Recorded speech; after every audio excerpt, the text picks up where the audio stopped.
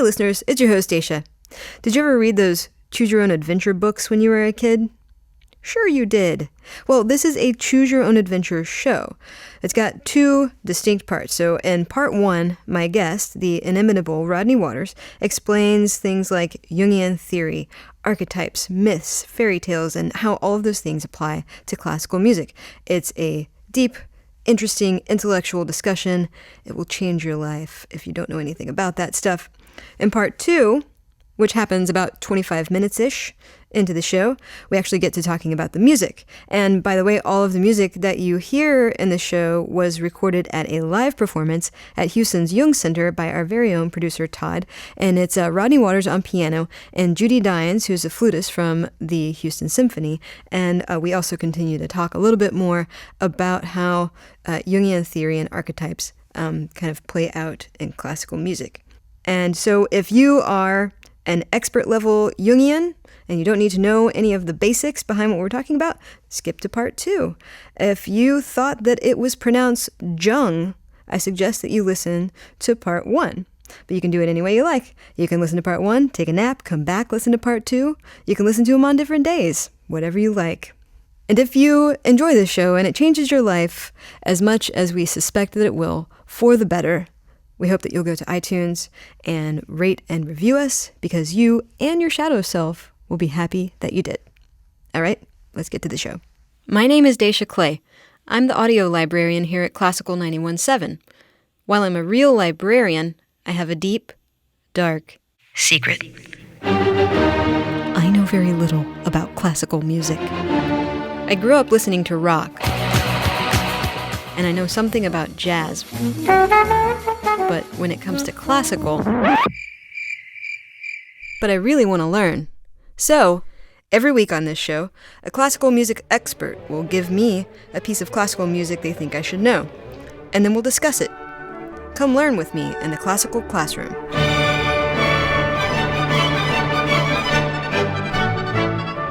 Hello everyone, and welcome to the Classical Classroom. I'm Daisha Clay, and here with me, actually in the studio today, is Rodney Waters. Rodney is a pianist who's played all over the world and with groups here in Houston, like the Houston Symphony, the River Oaks Chamber Orchestra, the Camera, etc., etc. He's the scholarship director for Music Doing Good, which is a Houston nonprofit that brings music to kids in underserved communities, which is very cool.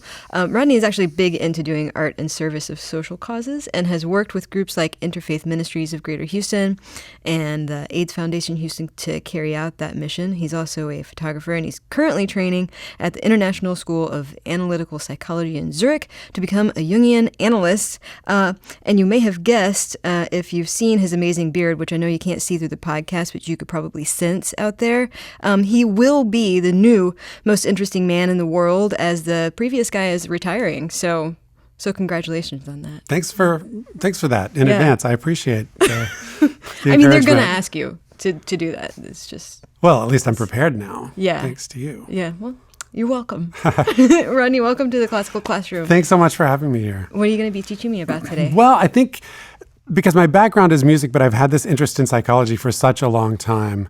I've been doing classes at the Jung Center and courses and concerts and things that sort of brought the two together. But since I began studying in Zurich analytical psychology, I really wanted to do a program that really brought my interest in analytical psychology and my interest in music together. So we can talk about all that stuff. Very cool. Well, that's a great jumping off point, because first we should tell people, well, a couple of things. First, maybe a brief description of what Jungian psychology is. I mean, I know it's kind of hard to sum up, but and then we should say what the Jung Center is, because it's this really unique place that we have. It's a here very in Houston. unique place, and Jungian psychology falls into the category of depth psychology, basically founded by Freud and Jung, and they went slightly different directions. But depth psychology really has to do with the way what is unconscious in our psyche is communicated to and understood by what is conscious in our psyche. I mean, I like to think of it as the relationship between civilization and nature. You know, you build a house, And that has to have some foundation and some structure, and it does very practical things. And that's really more like our conscious mind and our psyche. The way it interacts with nature, everything around it, it's completely dependent upon that. But there are also forces of nature that can be very threatening to it.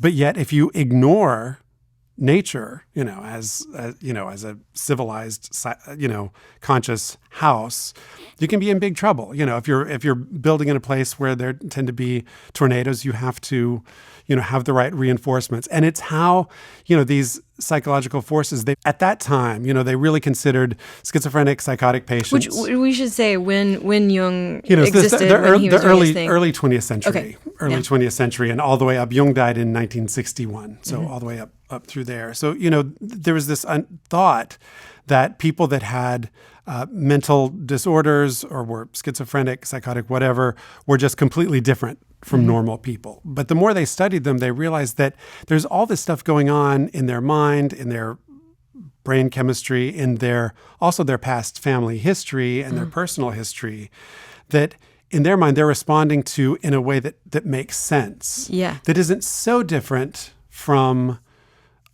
a normal person. It's not a different category. It's just a different level. And if you go back to the analogy of the house and the nature, a normal house has to interact with nature and withstands wind and rain and all those sorts of things. And it's actually needed to support life and all those. But when the unconscious or the natural forces become too much for the house and overwhelm it, then all the structure is sort of blown out. And they're saying that's what's happening in these patients, that the structure of their conscious is just sort of blown out of proportion. And there are ways to sort of regain some sort of structure. And that's what Jungian analysis aims to do. Yes, a lot of so the study of dreams, the study of myths and fairy tales, things that belong to the unconscious world. And for me, and I believe to a certain extent for Jung also, he wasn't so involved with music, but was definitely involved with art and the arts. That's so much of what the arts are and what the arts do. There are these natural forces that come up and affect all of us, not just the people that create music or the people who are painters or playwrights or whatever. They're dealing with all this stuff that's coming up from their creative sources. Yeah. But it affects all of us, because who doesn't love to listen to music or experience something beautiful? And if you broaden the terms of what art is, just being in nature. Because to me, art is a kind of analogy for nature and being in nature. And that's why it's so powerful, and that's why it's so important. That's why it belongs to all cultures, all civilizations. And that's why, in this day and age, when we're sort of splitting this sort of rational mind away from the things that are more creative, and in the schools there's less funding and less emphasis on the creative arts, and the things we're doing with music doing good, saying how important it is, because cutting someone off from their creative, imaginative, psychological world is just as bad as being cut off from nature. Yeah. Yeah. Well, there's sort of the concept of the yin and the yang, and when those things they're out of balance, that never results in good. Exactly. And that yin-yang concept is very fundamental to Jungian psychology, saying that all forces come in opposing pairs. Yeah. And the question is how we negotiate them, because just to become polarized on one side or the other is always unhealthy. Yeah. Yeah. So the Jung Center is a place here in Houston it's apparently very unique in the world. It's very unique in the world. There are lots of places that have friends of Jung or foundations of but to have a brick and mortar building that has so many incredible programs, it's really an amazing resource. So and one of the events that they did was with you and Houston Symphony flutist Judy Dines recently. So right. Tell us about that. So that I wanted to do. Judy and I really love working together. She's a phenomenal flutist in the Houston Symphony. We've played concerts together for years. And so I thought, how do I merge these worlds of psychology and music in a way that would involve music for flute and piano? Mm-hmm. And as I said, Jungian psychology so often looks at the stories that come up from the psyche. And one thing that I talked about was that for each of us, we have fantasies, we have dreams, we have artistic expression, imagination, and that's how sometimes the unconscious bubbles up for an individual person. The way the unconscious bubbles up for a community or for a culture or for a civilization is often in the forms of myths and fairy tales. So I was thinking about music for flute and piano, and there's some really wonderful music that gravitate toward two particular myths. One is of Pan, the faun Pan, who is part, it's often said of him that he's part goat and part man, but he's actually part goat, and he was considered a god in Greek mythology. And he also the inventor of the panpipes, of course, so the pan flute. So Zamfir's instrument. Zamfir's instrument, exactly. Zamfir owes everything to Pan. That's right. And so there's a lot of this music written for the modern flute. And then another story, Undine, which isn't so familiar until you realize that it's connected to the Little Mermaid story. All these stories of water spirits and water creatures that are somehow connected to humans and need to marry a human in order to gain a soul, or something has happened in this communication between the mortal world and the water spirit world. And there's some wonderful music for piano that I played, and also for flute and piano based around this myth. So my idea was that we perform these pieces, and I speak about them sort of from the psychological point of view of what these stories, why have these stories stuck around for, in the case of Pan, for over 2,000 years? And what does it mean that they continually come back? And what does it mean that they inspire composers like Debussy? And we performed music by Debussy, Dvorak, Reinecke, and Roussel. Yeah, well, I think we should define a few terms, because I feel like those are going to come up in our conversation. And that is, one, what is a myth? What is, as opposed to a fairy tale? Are they that different? And then what is an archetype? And how is that different from, say, a trope? Wow. Those are big questions. Here we go. But I think, first of all, gotta know. The myths and fairy tales have a lot in common. However, myths tend to be more tied to a specific culture. You have Greek myths. And so there's so much of what happens in a Greek myth that is revealed by the cultural context. It's very, very important to understand what was going on, and that, sheds light on them. Fairy tales are a little more boiled down to a person's individual psyche. Let's think of a good fairy tale. If you're thinking about Jack and the Beanstalk, which they just discovered, fairy tales are even older than we think they are. Many of them go back 6,000 years to the Bronze Age. What? Jack and the Beanstalk, I believe, they just discovered is around 4,000 years old. That so these is are actually much older. And they sort of boil down more to the human level, the human, your own psyche. So you're dealing with Joseph Campbell, The Hero's Journey, all those sorts of stories, that now we see in Star Wars and the Avengers and all those things. It's about, how a human being is sort of negotiating their own psychological life. Right. So I think one distinction between myths and fairy tales is the fairy tales are a little bit more boiled down to a very, very human level, the relationships between parents and children, sorts of things. And myths are a little bit broader and a little bit more based in a specific cultural identity. And we're speaking of myth here. I also talked about Karen Armstrong, who's a wonderful religious historian. Love that lady. I'll ruffle a lot of feathers, speaking about religion and myth as the same sort of expression. But I think what comes out of that is whether or not we're have a need to think of things literally or we're thinking of things symbolically. And Karen Armstrong talks about how, before the 20th century and past civilizations and cultures, there was an understanding that there was a symbolic way of thinking about things that had to do with the meaning of your life. Yeah. And there was a literal factual way of thinking about things that had to do with running your life. And those were separate, so that you can think about a religious or mythological idea, find the meaning of it, but not need to pound it into a literal framework. It doesn't have to be literally true, because it's true in another way. Right. It's very new, as I understand from reading her books, for us to really try to prove the things that are written in religious books. Like those books existed for a long time before we in our current day started getting archaeologists to go back and try to sort of dredge up the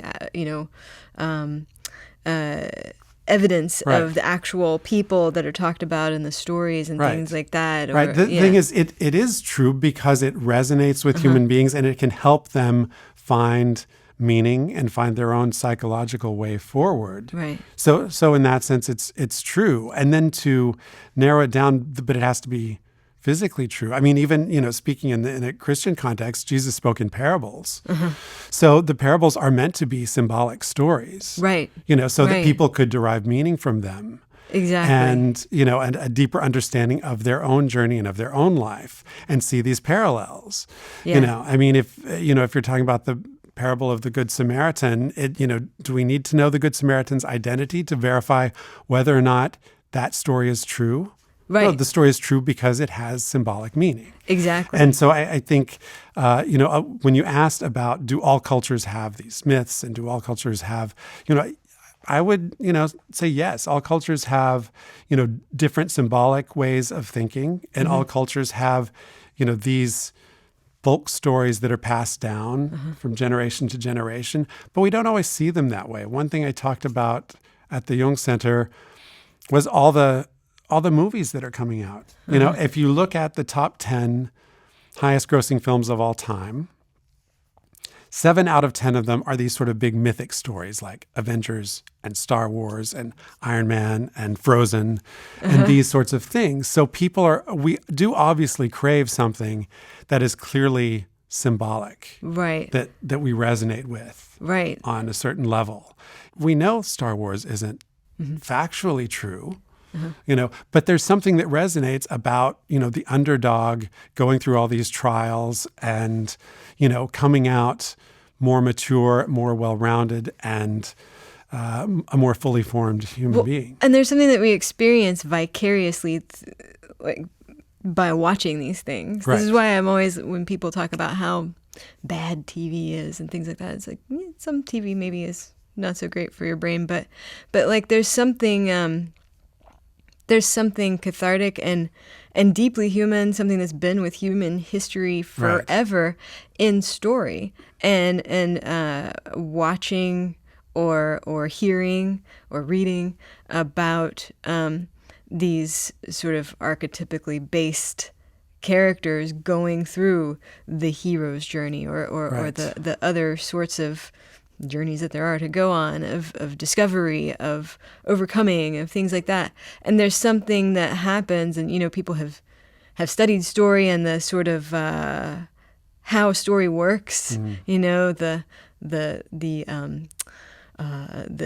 denouement and the all of the different parts of story and the catharsis, and like there's something because we can't all go out and be Luke Skywalker every day, but we can watch it and it can have this sort of healing effect on our brains. It can, but I think that's one of the emphasis of Jungian psychology is that as long as we look at that as purely external, as entertainment, as something out there, then we're not necessarily challenged to ask questions of how does that apply to me? I mean, the struggle between Luke and his father, and becoming his own man, and who doesn't struggle with the relationship and the legacy of their parents? All do. Yeah. All of us do.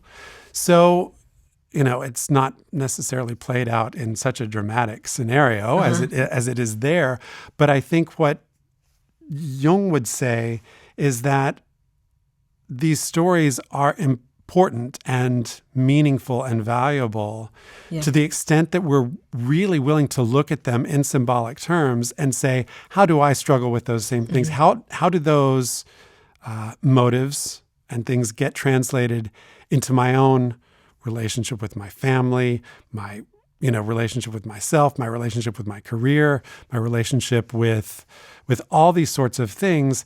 And it's just important to say if something is really vital to you or really repulses you. Either way, the question is just to pause for a few minutes and really think, why? Why? What is this triggering in me? And that's one of the things that I find so beautiful about, the responses of all these composers. And, another thing, we had artistic depictions of Pan and of Undine throughout the years. And so many artists and so many composers and so many playwrights and filmmakers and directors see these themes, see these stories. Something is triggered in them. So what is my response to that? I need to create art out of this interaction. Yeah. And that's beautiful to watch, and we all benefit from that. But my question is, how do we all ask those questions of ourselves? Why am I reacting to this story the way I am? Yeah. What does this say about me? And what can I learn about myself from going to see Star Wars or going to see something else? Right. Or listening to a piece of music. How can you approach art, film, music in a way that makes it meaningful and substantive and even instructive in a way? Yeah. Right. So this is what you're doing in your performance. And by the way, it was called Music of Wind and Water. Right. Which is so the story of Pan, who created the pan flute, so that's the wind, and Undine, who's the water spirit, creates the water. I see. Well, we should talk more because this is a music show. Well, I could talk about all of this stuff all day. Let's talk about how mythology, fairy tales show up in music. Let's talk about the composers that you chose for this performance. Sure. Why? Maybe start there.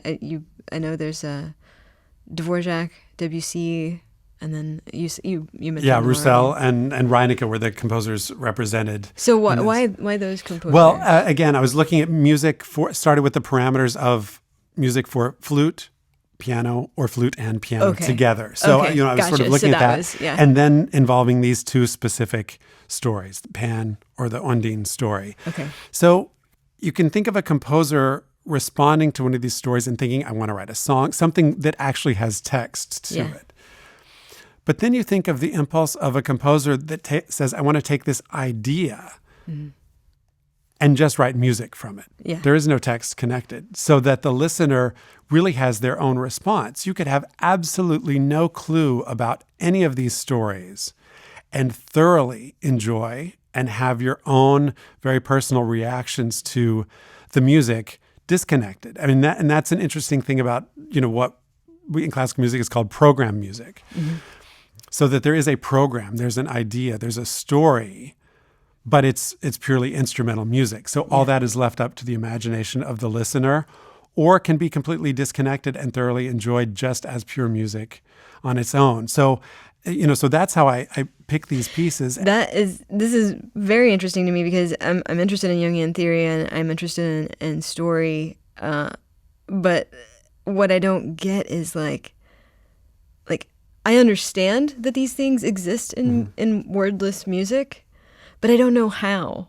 Like I know when I'm affected by music, I know it has that same sort of effect on me. Like sometimes I can listen to a powerful piece of music and like I can have the same, a very similar experience to watching like a narrative film or reading a book or something like that. But I don't know why. Like I can't describe it. I can't put it into words. So how does that work? How do archetypes show up in music? What are they? Oh, that's right. And we were going to talk about archetypes, which is a huge right. subject. We forgot to define that. Yeah.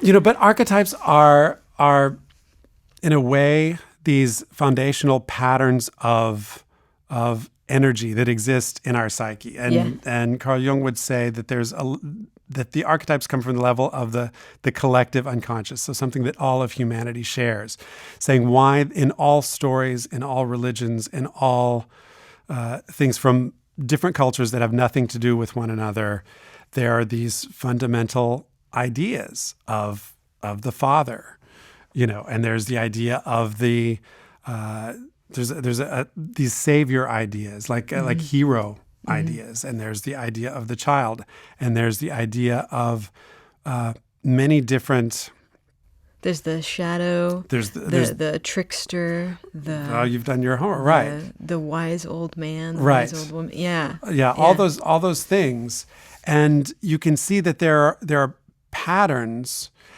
I like to think of, like in a musical analogy.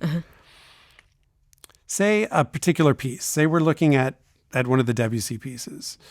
The Debussy would be drawing on his own experience. So that would be something is coming sort of from his personal unconscious. The music is an expression of his personal creation and coming from him. And then that particular piece is an expression of that, the way that in our lives, if something happens out of the shadow or out of our father archetype relationship, there's a personal expression of that. Yeah. But the archetype itself is much bigger. In a way, the archetype is music. Music is perhaps a kind of archetype, of which a particular Debussy piece is a very personal and very specific expression. You've blown my mind. My mind is blown. Well, we have to hear an example of what you're talking about, this personal expression. Should we start with Debussy? Sure. Or we could start wherever you want. Sure. We'll start with Debussy. One of the Syrinx, which is one of the most famous pieces for flute. So this is the idea of Pan. This was originally written as incidental music for a play. And it's the story of Pan, and there are nymphs, these different nature spirits that Pan was always surrounded by. In the play, it's a depiction of two nature spirits, and one is very frightened for some reason, and the other is saying, listen to Pan's music. And Pan is playing off in the distance, off stage. Listen to Pan's music in order to overcome your fear. So we hear this sort of beautiful, godly sound from a distance. And that is the very famous Debussy Syrinx for flute alone. Let's hear it.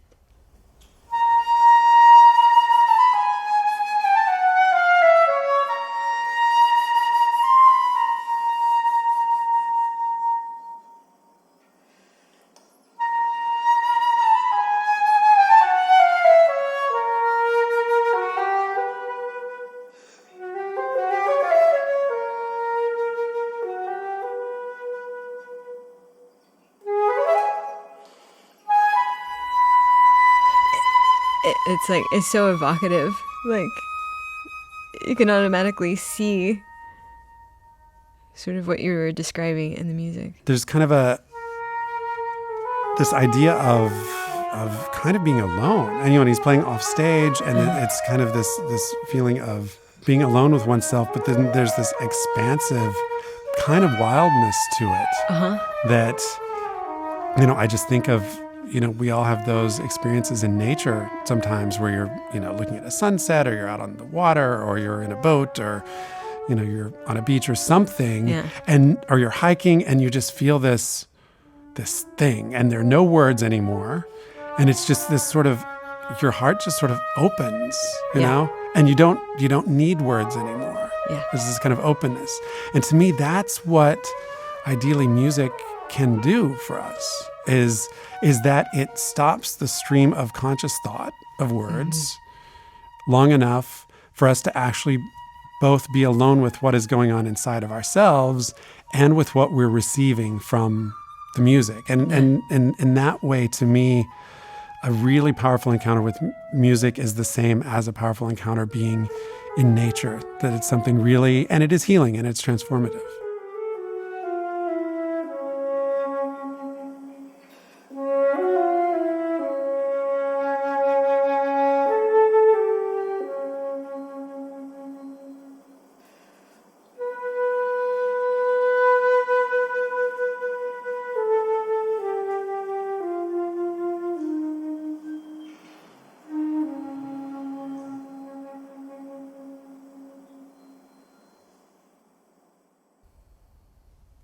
Nice.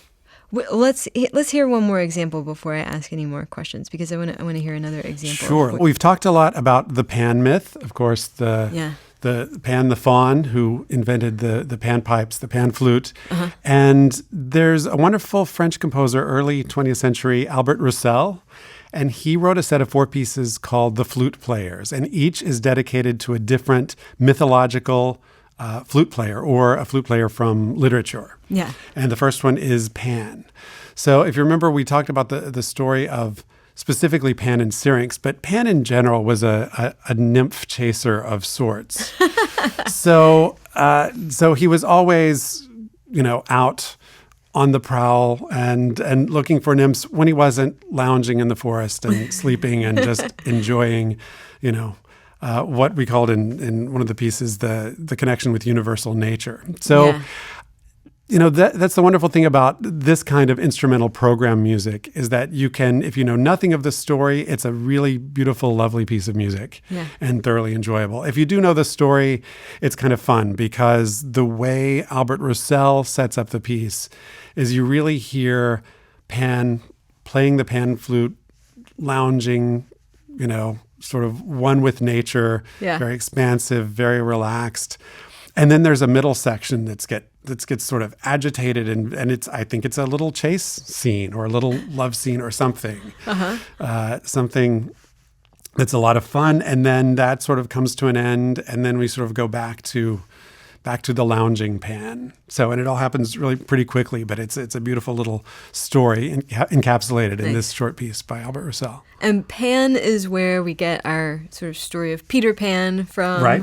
And many things like many that. things panic. Yeah. Oh wow. So that sort of intense longing and need and panic about having something or chasing something, or that also comes from as well as the word pastoral.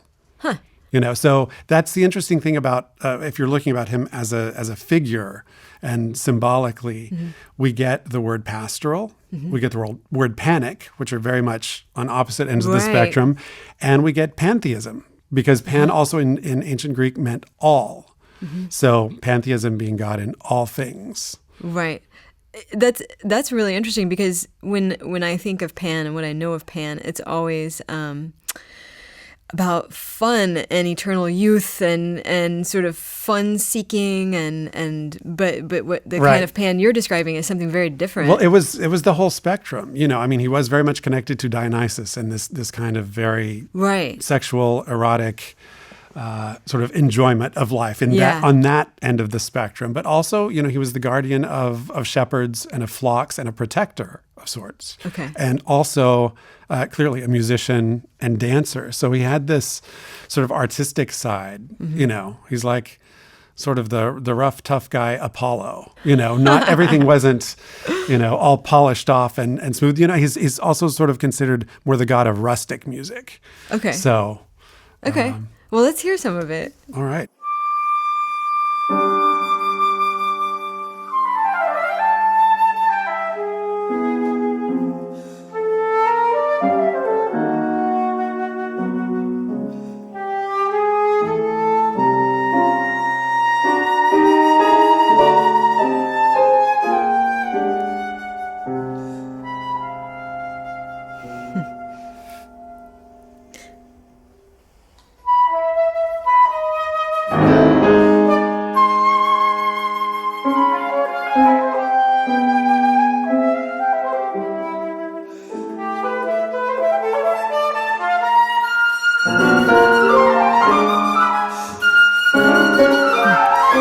Get the sense from the music that Pan is both sort of high-strung and laid back at the same time. I really think Roussel did a brilliant job of encapsulating all of that, in a very short time. Yeah, there's this kind of energy, definitely.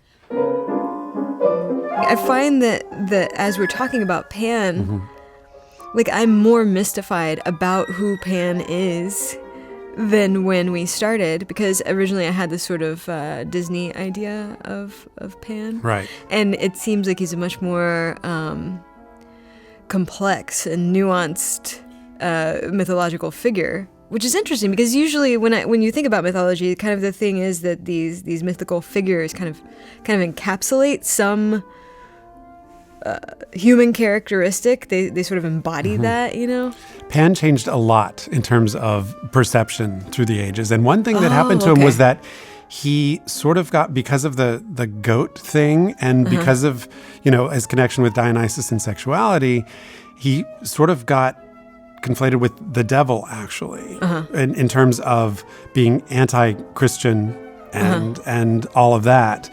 And so there's this sort of also devil image of him, that like this evil devil kind of thing, which is totally foreign to the myths and sort of who he was. Yeah, that's interesting because when you're looking at pictures of Pan, like often that's how he's depicted. Right. And like this scary horned figure. Right.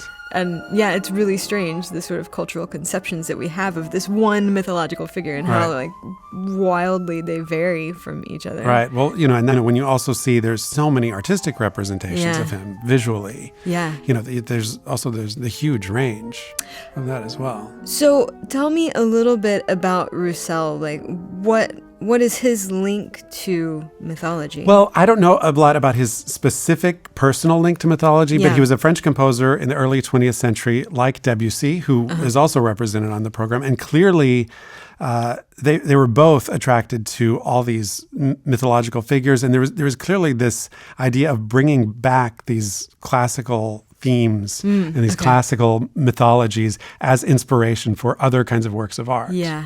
Was that sort of born out of something? I know that often artistic movements are born out of having a reaction to what came before. What came before that sort of made them more interested in the classics and in nature?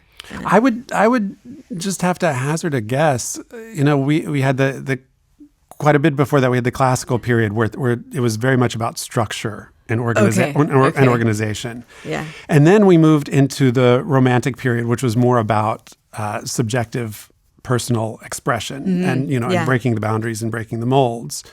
And then when we're getting toward the early 20th century, and they would be considered, if you heard the term Impressionist period, which didn't exactly coincide with, but you also think about the Impressionist painters. And so you're thinking of taking a theme or a landscape or an idea or a tonality or so many things, and then in a way smearing it. Yeah. It doesn't have these clear-cut edges. It doesn't have to resolve in the way that it's supposed to. It doesn't have to be in focus. It can represent something without being that in such a literal way. Yeah. So somehow, I just have the idea that there was this movement. It was subjective, like the Romantics, but also away from literalism. But maybe also this need to think about something older and more universal rather than just the personal, relationships or things that so drove the Romantics. Yeah. I just think that's so interesting that in the 20th century that this group of creative people were just sort of drawn to mythology specifically, and this focus on the classics, and like that just seems so random, but right. Anyway, and all this period of time in the teens and early 20s, and also you're looking at Stravinsky and Rite of Spring and such major movements as that. So clearly like a modern interpretation of something that was considered classical. Well, what else should we hear? Maybe let's jump to some water music. Okay. Maybe the Reinecke Sonata. So the story of Undine, the first movement, we can start with that, is this very evocative setting of almost you feel like you're underwater. And the thing about Undine was that she grew up in this water spirit world with her water spirit family, but she longed for something else.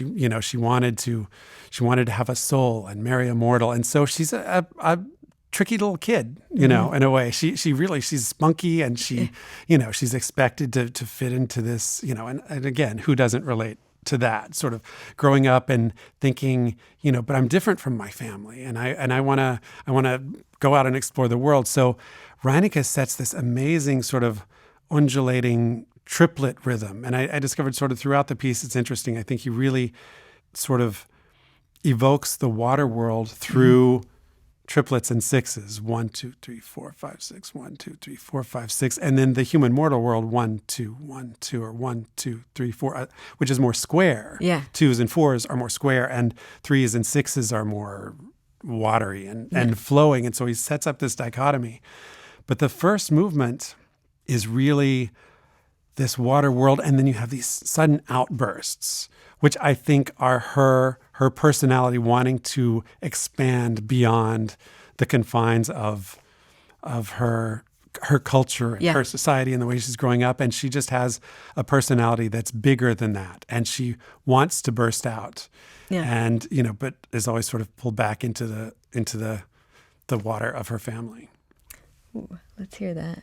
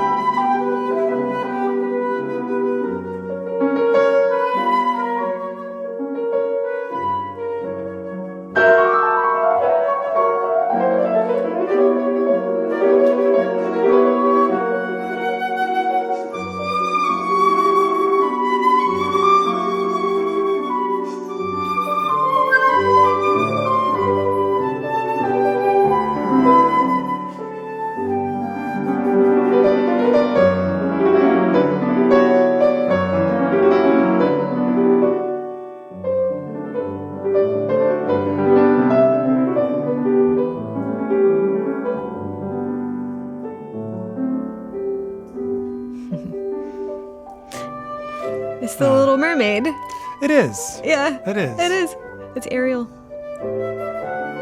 And that's where all those stories come from. Although it's great. They have different elements to them. So Undine comes from an earlier myth, which evolved into the Little Mermaid, the Hans Christian Andersen Little Mermaid, which was sort of adapted to be the other Little Mermaid.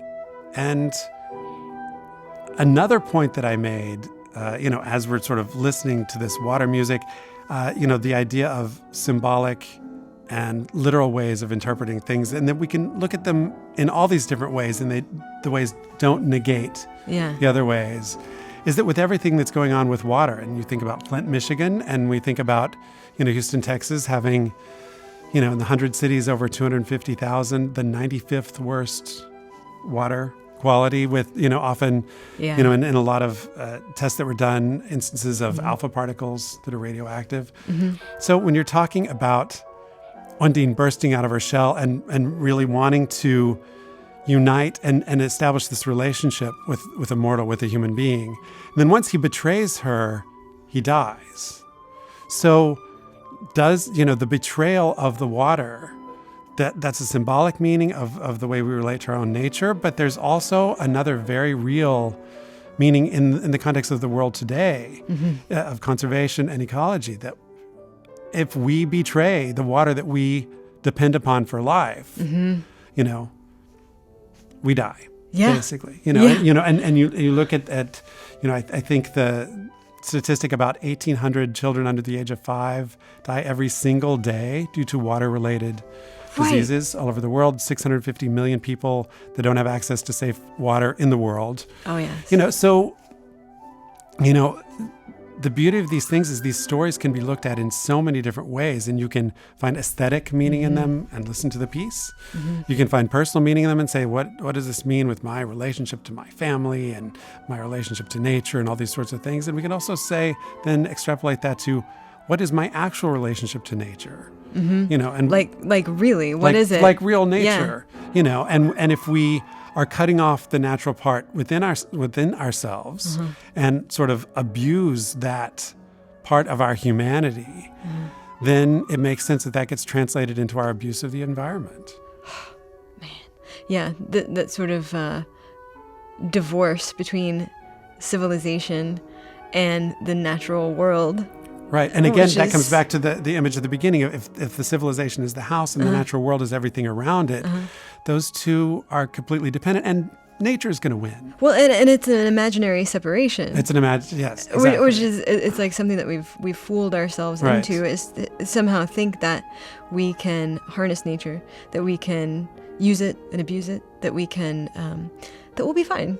We like, as if our buildings aren't made out of stuff from the natural world, Right. as if we don't need water to exist, or Right. food, or, that schism, I guess, between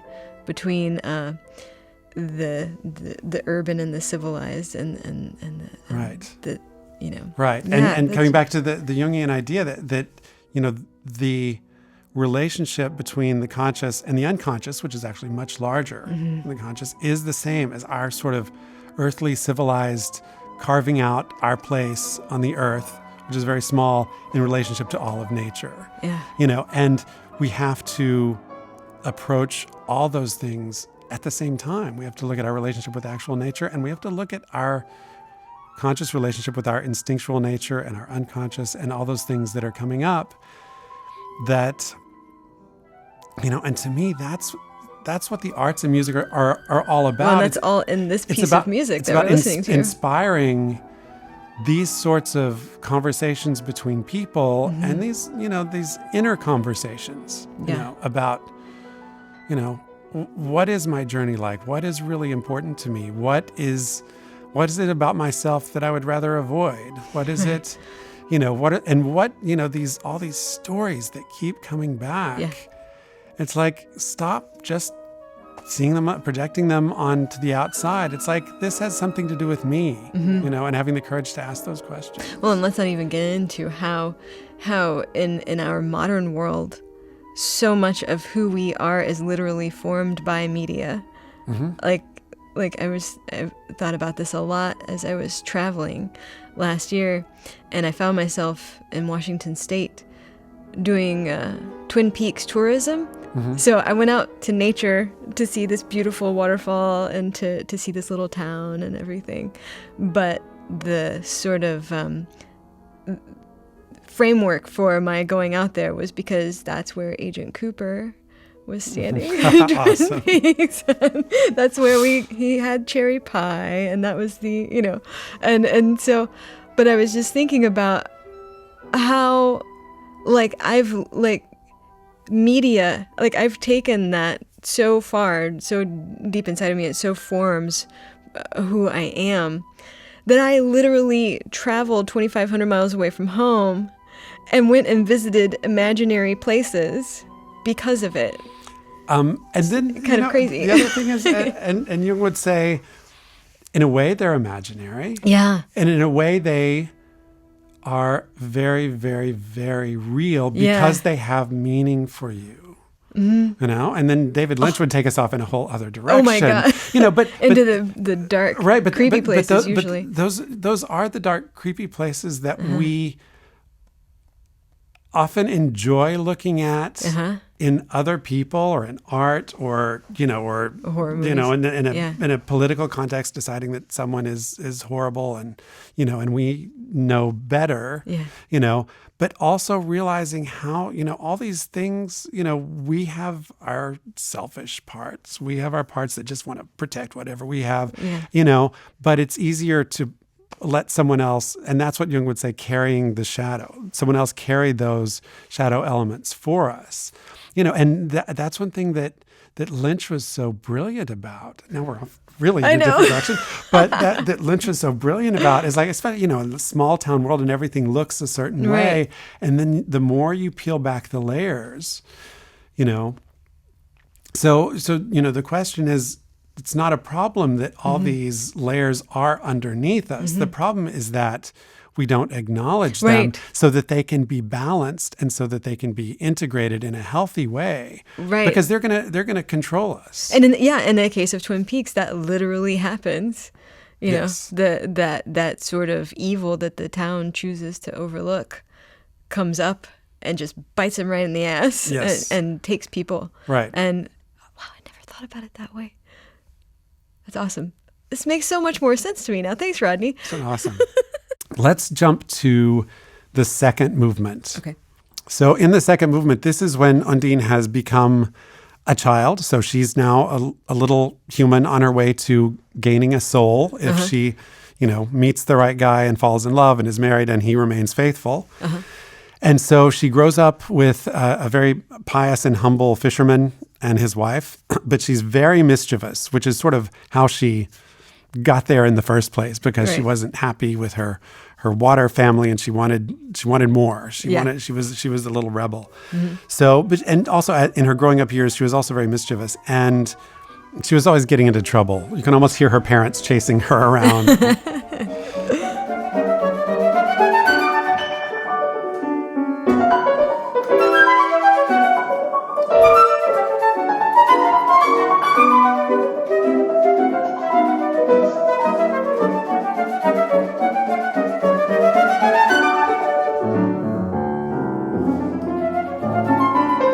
There seems to be sort of There's not quite a call and response, but they're doing different there's things. a real dialogue where you sort of take over the lines, and it's sort of one line, but it belongs to both instruments. Yeah. And then here we have the night music, which is just the piano.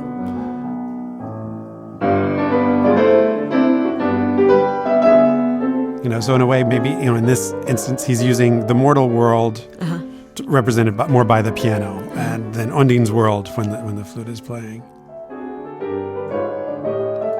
In this second movement, I think Reinecke sets up really these sections that represent the different parts of the story. So we have the mischievous Undine music. Then we have, as she grows up, and then we have what I believe is the music representing the knight who gets stranded there during a storm, and eventually they meet and they get married. Yeah. And so this is very sort of marching, a little bit pompous, and it's night music. Yeah. K-N-I-G-H-T music. Night a little night music. And and then we actually get their love theme, which is, and the beautiful thing about this is Reinecke introduces this in the second movement when we've got all these sort of characters interacting, and introduces this beautiful love theme that plays a significant role later in the sonata. Yeah, sometimes the lines are different, and then they converge, or then there's a call and response, like you call it. And here we get the love theme.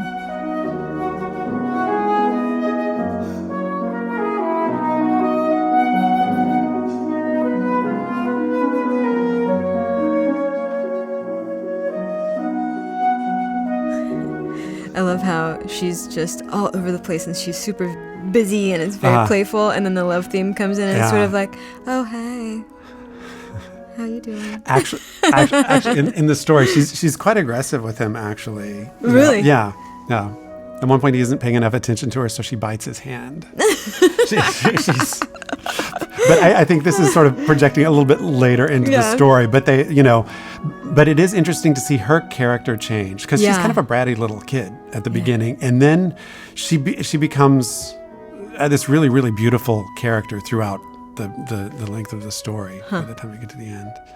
And then we get a little more of her mischievous music.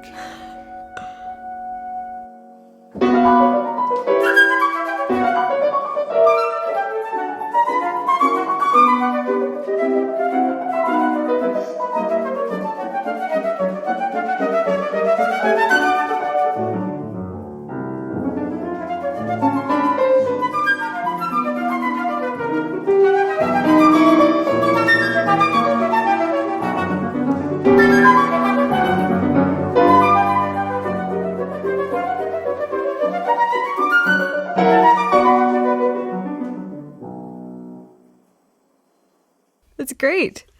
Like you can the sort of the characters in the music are so distinct. Right. Yeah, I love it. And she again is a really interesting mythological character, because it's like she does have that playful sort of rebellious thing going on.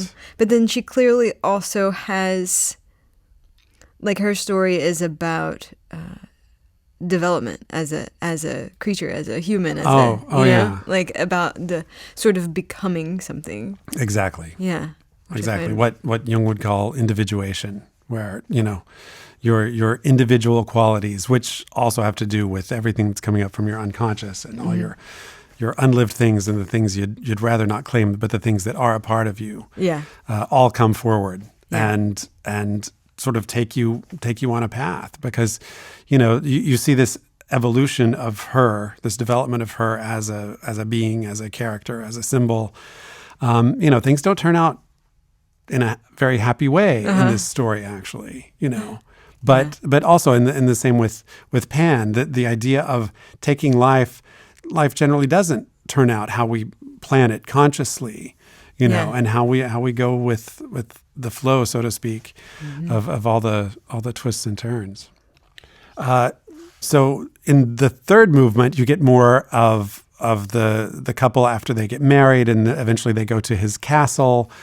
But everything isn't really as good as it seems like it should be, dun, dun, dun. As often happens in fairy tales. And you get some dun, dun, dun music. Yeah. And a lot of twists and turns in the story. His ex-girlfriend, who was adopted when she was young, then we find out that the ex-girlfriend was actually the lost daughter of the humble fisherman and his wife that raised Undine, that they thought their daughter had died and been lost in a storm, but she was lost but then adopted. Undine thinks it's a great idea. She knows this because of her water connections. The water spirits knew what happened to the daughter.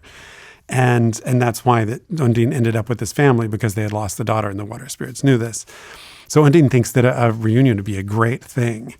Unfortunately, the ex-girlfriend, Berthalda, is not so happy. She was happier being the daughter of royalty than she is of some humble fisherman guy and his wife. So that starts creating some problems, and then the water spirits start interfering a bit, and eventually the romance is rekindled between the Prince Huldbrand and Berthalda, the ex-girlfriend. And so Undine, and there's a lot of fighting, and so Undine realizes that this isn't going to work. Yeah. But she doesn't want to kill him, because that was the pact. If he's unfaithful, if he marries another, then she has to kill him, which she doesn't want to do. Yeah. So she seals up the fountain at the castle, which means that the water spirits have no more access, and she goes away. She goes into the water world and just lets them have their life.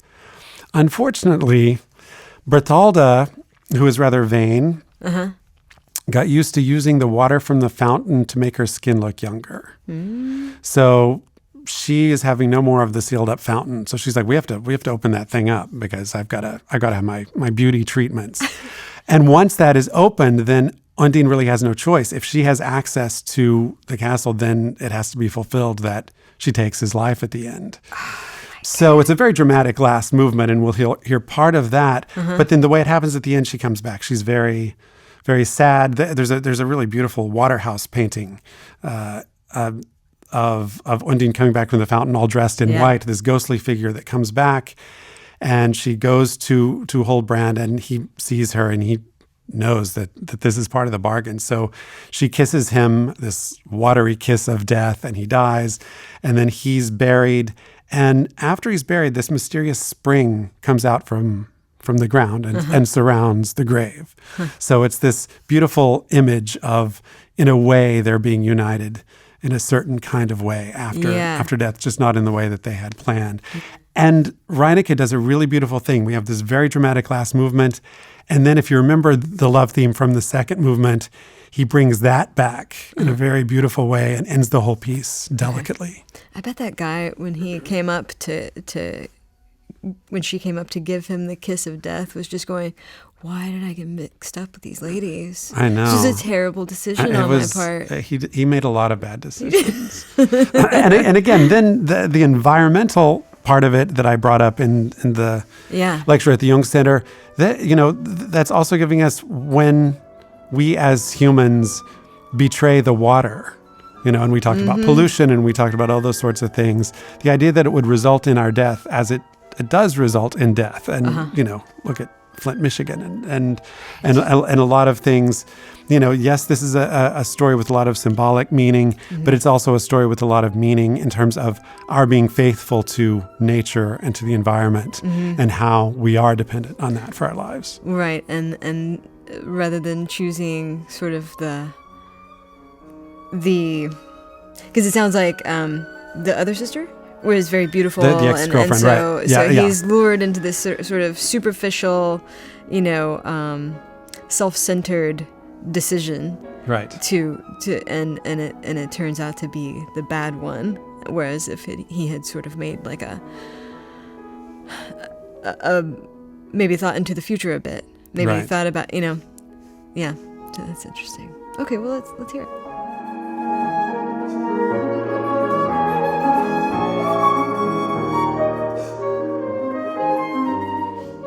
And again, there's still like almost a hope for a kind of reconciliation at times, but it never quite works out. And then places like this.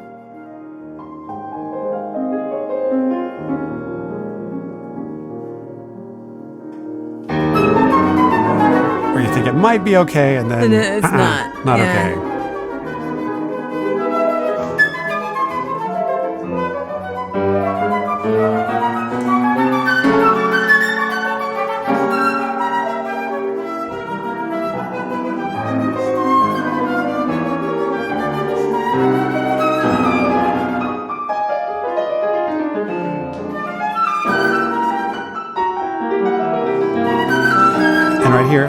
There's a middle voice in the piano. You can almost hear, you wouldn't even really notice it, but that's actually a very dramatic minor version of the love theme.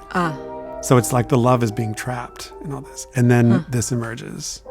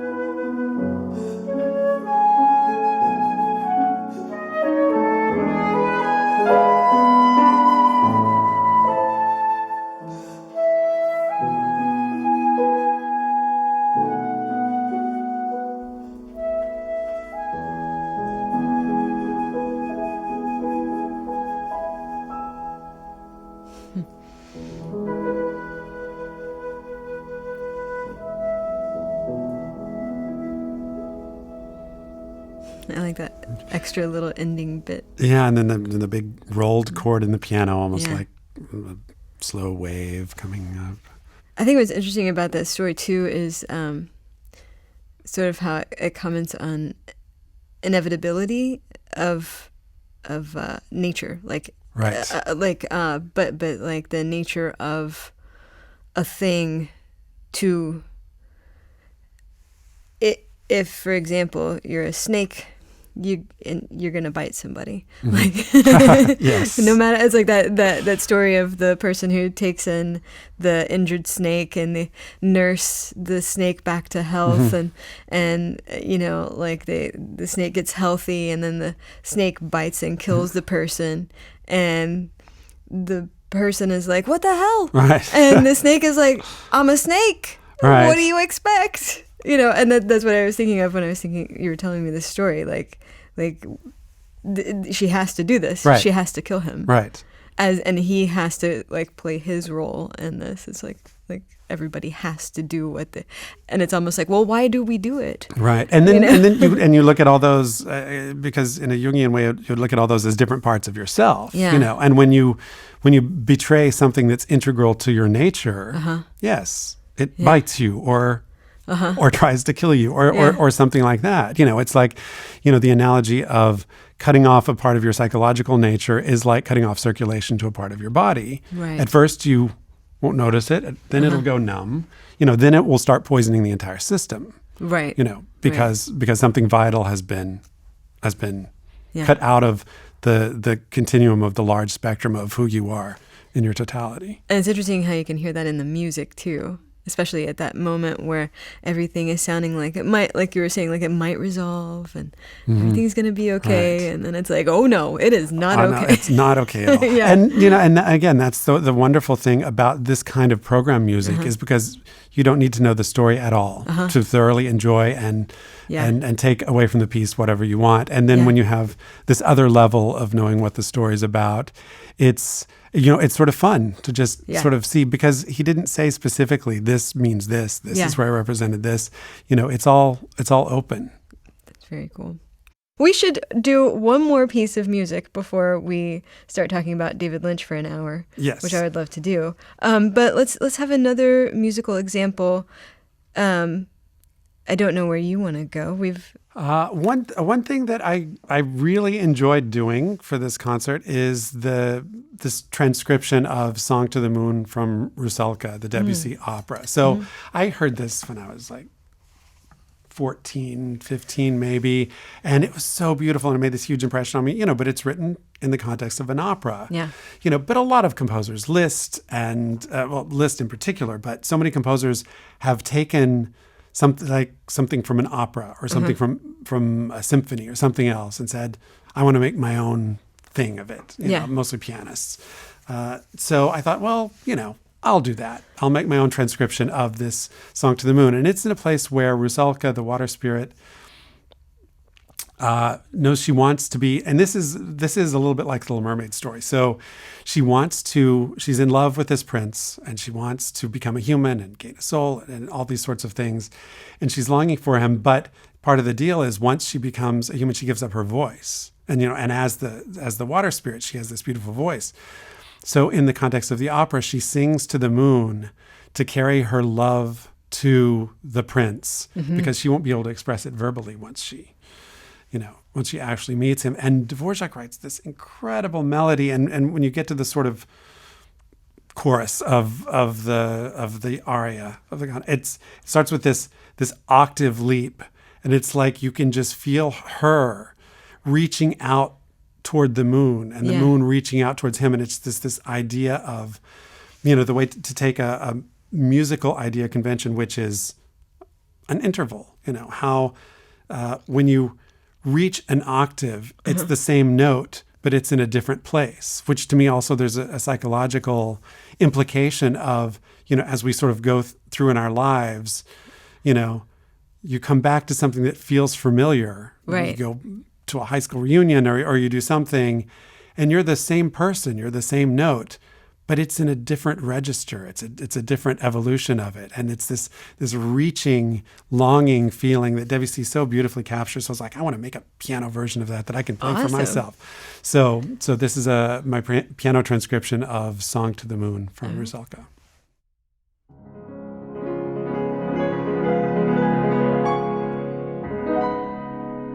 And again with the triplets and this sort of dun, dun, undulating water kind of thing.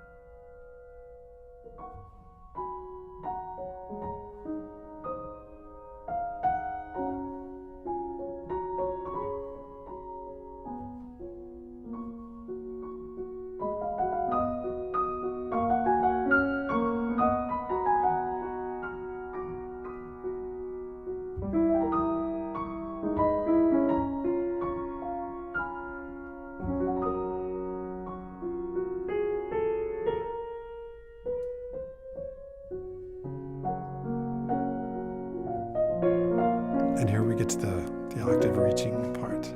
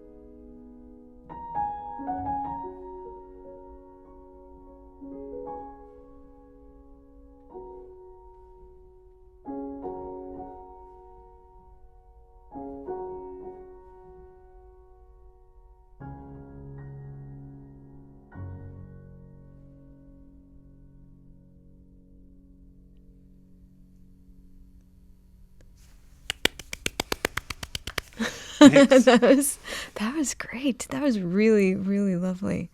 You know what? This week, one of our followers on Twitter tweeted about this essay that somebody else had written, and it was about attending rock concerts and how classical music just isn't culturally relevant in the same way that rock concerts are. And they were tweeting this to me because I had said, you know, I'm more familiar with rock music. I go out to see more rock concerts than I do classical, and I've talked about my different experiences at both, and how I just kind of personally identify more with rock concerts. And so this person was like, yeah, this is for you.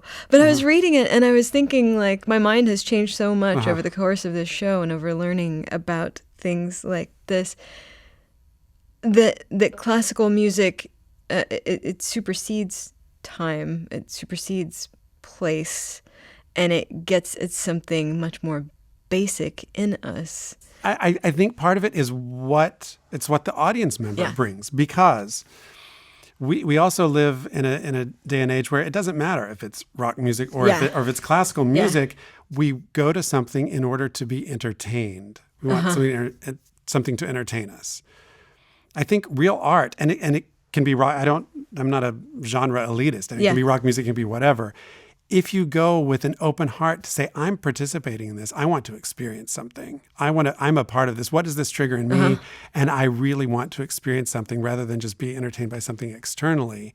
That changes the way we experience everything. You know, it doesn't matter if it's a rock concert or a classical concert. If you're really open, and true, it's different languages, and you know, but I think part of it is, you know,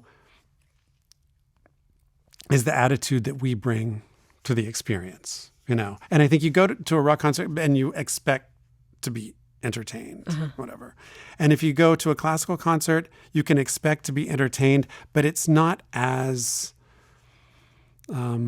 geared for that necessarily. You know, I think it takes a little more openness and personal involvement. You know, and it takes a little bit more quieting. You know, I mean, and you know, and it's the difference between, you know, going to a movie or and other genres of music are very, very important and very culturally relevant and all those sorts of things, you know, but going to a movie or going on a hike, you know, those are two very, very different things. And you could go on a hike and think, this is boring. Yeah.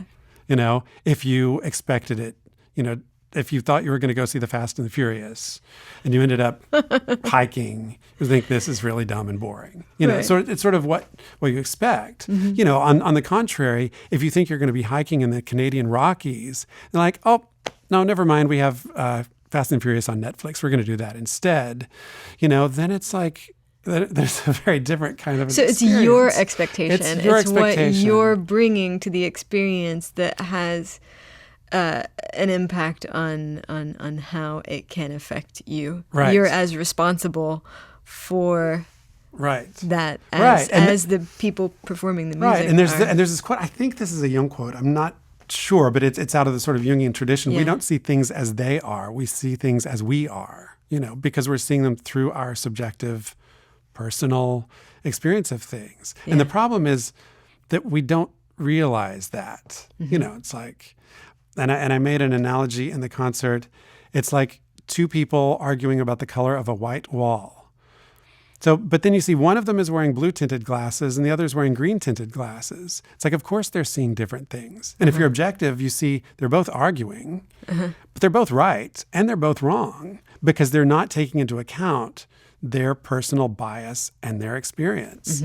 So much of Jungian psychology is realizing how is my vision tinted and affected by the contents of my unconscious, by the things that I'm not aware of. And to me, that is so connected to music and art because the music we love and the art that we're attracted to in the movies we go see, in the concerts we go to, these are all clues as to what is going on inside of us. Yeah. If we have the courage to stop just letting it be entertainment outside of us and really seeing what does it mean inside of us. Well, I hate to stop our conversation because this sounds like loads better than going and staring at a computer for the rest of the day.